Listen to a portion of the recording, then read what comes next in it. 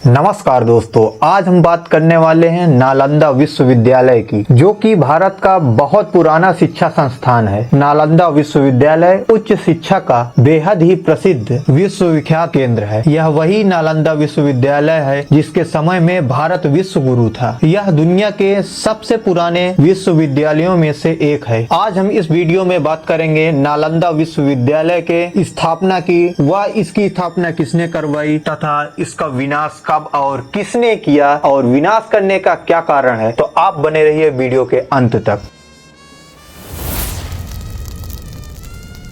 नालंदा विश्वविद्यालय बहुत पुराने शिक्षा संस्थानों में से एक है। यह 5वीं शताब्दी में गुप्त वंश के शासक कुमार गुप्त के द्वारा स्थापित किया गया था, जिसके बाद उनको महेंद्र गुप्त के नाम से भी जाना जाता है। यह उनको उपाधि मिली थी। यह विश्वविद्यालय वर्तमान समय में बिहार राज्य के पटना से 88 किलोमीटर दूर, राजगीर से 11 किलोमीटर दूर उत्तर दिशा में स्थित है। नालंदा विश्वविद्यालय का विनाश लगभग 12वीं शताब्दी में तुर्की सेनापति इख्तियारुद्दीन मोहम्मद बिन बख्तियार खिलजी और उसकी सेना ने किया था। ऐसा माना जाता है कि धार्मिक ग्रंथों के जलने से भारत में उभरते हुए एक बड़े शिक्षा संस्थान और बौद्ध धर्म का विनाश हुआ। भारत देश को शिक्षा के क्षेत्र में सैकड़ों वर्षों का झटका लगा और तब से लेकर आज तक भारत देश उस तरह से विश्व गुरु की उपाधि में अभी तक नहीं आ पाया। तो यह आप समझ सकते हैं कि यह भारत के लिए कितना खतरनाक विद्रोह माना जाता है। आइए अब जानते हैं कि आखिर बख्तियार खिलजी ने नालंदा विश्वविद्यालय को क्यों नष्ट किया, इसके पीछे का क्या कारण है। आज से लगभग 11वीं या 12वीं शताब्दी में बख्तियार खिलजी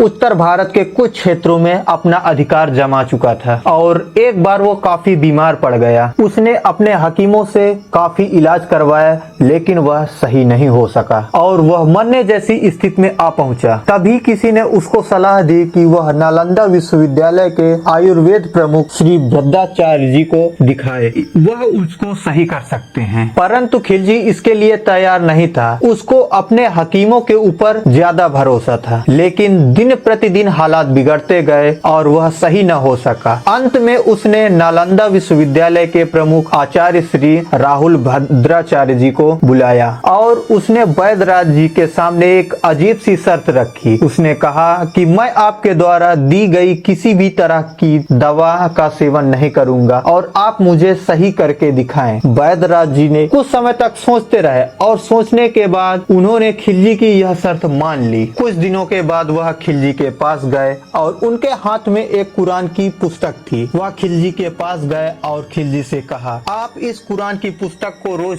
पढ़ा करिए, इससे आप सही हो जाएंगे। वैद्य जी द्वारा बताए गए अनुसार खिलजी रोज कुरान की पुस्तक को पढ़ता गया और वह धीरे धीरे कुछ ही दिनों में सही हो गया। ऐसा कहा जाता है कि श्री राहुल भद्राचार्य जी ने कुरान के कुछ पृष्ठों पे दवा का लेप लगा दिया था, जो कि पारदर्शी था। इस तरह जब भी खिलजी कुरान को पढ़ता तो वह पृष्ठ को थूक लगाकर पृष्ठ को पलटता, जिससे धीरे धीरे दवा का कुछ अंश खिलजी के मुंह के अंदर गया और वह सही हो गया। यह बात जब कुछ दिनों बाद खिलजी को पता चली तो खिलजी बहुत परेशान रहने लगा। उसको इस बात की दिक्कत होने लगी कि एक भारतीय शिक्षक और विद्वान उसके हकीमों से कहीं ज्यादा ज्ञान रखते हैं। बस यही बात उसको खलती थी। इसलिए उसने भारत देश से शिक्षा और ज्ञान मिटाने का सोचा और परिणाम स्वरूप उसने नालंदा विश्वविद्यालय पर आक्रमण कर दी। नालंदा विश्वविद्यालय की लाइब्रेरी में आग लगा दी और हजारों भारतीय विद्वानों और बौद्ध भिक्षुओं को मार डाला। और ऐसा माना जाता है कि नालंदा विश्वविद्यालय में इतनी ज्यादा पुस्तकें थी कि लगभग 3 महीने तक आग जलती रही। नालंदा विश्वविद्यालय उस समय का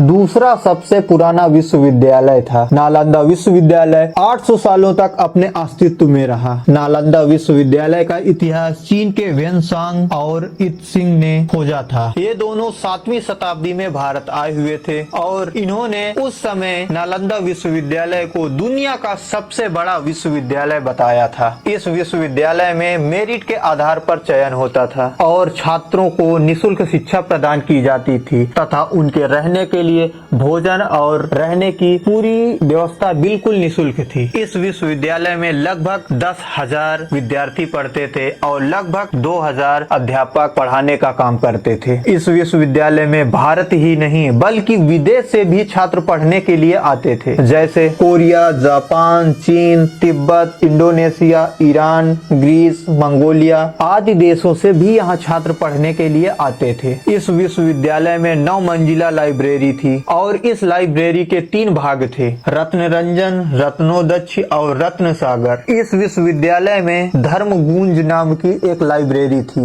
इस विश्वविद्यालय में हर्षवर्धन, धर्मपाल, वासुबंधु, धर्मकीर्त, आर्यवेद, नागार्जुन, आर्यभट्ट आदि विद्वानों ने पढ़ाई की व इसके बाद यहाँ पर पढ़ाने का भी काम किया। उस समय यहाँ पर literature, astrology, psychology, law, science, इतिहास, मैथ, भाषा, विज्ञान, इकोनॉमिक, मेडिकल साइंस आदि कई विषयों पर पढ़ाई की जाती थी। यहाँ की सबसे बड़ी बात यह थी कि यहाँ भी कोई भी फैसला सिर्फ अध्यापकों की मर्जी से नहीं लिया जाता था बल्कि छात्रों की भी राय मांगी जाती थी। इसलिए यहाँ पर एक बात तो स्पष्ट होता है कि यहाँ पर लोकतांत्रिक प्रणाली का प्रयोग होता था। अगर इस विश्वविद्यालय में लिखी गई पुस्तकें आज भी भारत में मौजूद होती तो भारत शिक्षा के क्षेत्र में, आयुर्वेद के क्षेत्र में, टेक्नोलॉजी के क्षेत्र में अदर देशों से बहुत आगे होता। या यह हम कह सकते हैं कि आज भी हम विश्व गुरु के पद पर बने होते। आप लोगों का क्या कहना है नालंदा विश्वविद्यालय के बारे में? आप अपने अपने विचार जरूर कमेंट करें और आपको बख्तियार खिलजी के बारे में क्या कहना है वो भी आप कमेंट कर सकते हैं। और आपको यह वीडियो कैसी लगी इसके बारे में भी बताएं। अगर आपको यह वीडियो अच्छी लगी है तो वीडियो को लाइक करें और शेयर करें। आप हमारे चैनल में पहली बार हैं तो चैनल को सब्सक्राइब करें। हम आपसे आगे मिलेंगे ऐसे ही रोचक और जानकारी भरे वीडियो में। तब तक के लिए जय हिंद दोस्तों।